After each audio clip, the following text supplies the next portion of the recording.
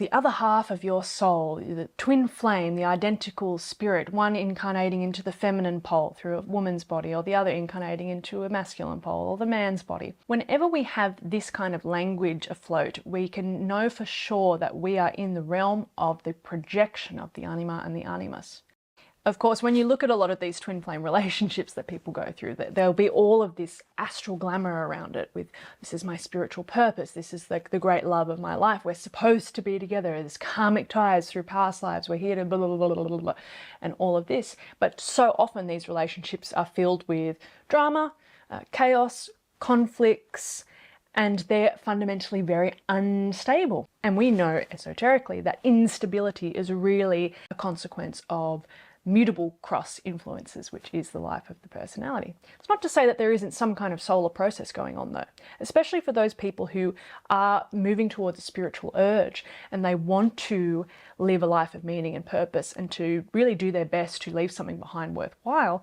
If this is the fundamental urge of the person and then they have something of this twin flame experience, this is actually part of perhaps an early scorpionic test, or certainly a plutonic test. When we start to move with that spiritual urge and we start to get closer to those points of threshold where we really get certain fundamental core lessons in terms of our spiritual maturation, then we come up against these distortions within our own astral space.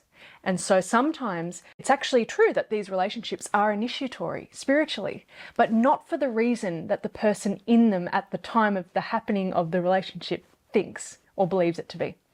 Because at the end of the day, a true soul-based relationship, that is one really anchored in the soul, really anchored in spiritual purpose, and is really one evoking the true law of love, these relationships are stable, they are consistent. It's not to say that they are without conflict, because we naturally have the regular trials and tribulations of relationship and all of those different things and problems to work out, of course, and that can happen in the soul-based relationship too. But there will be a foundation of deep stability and reliability in a true soul-based connection.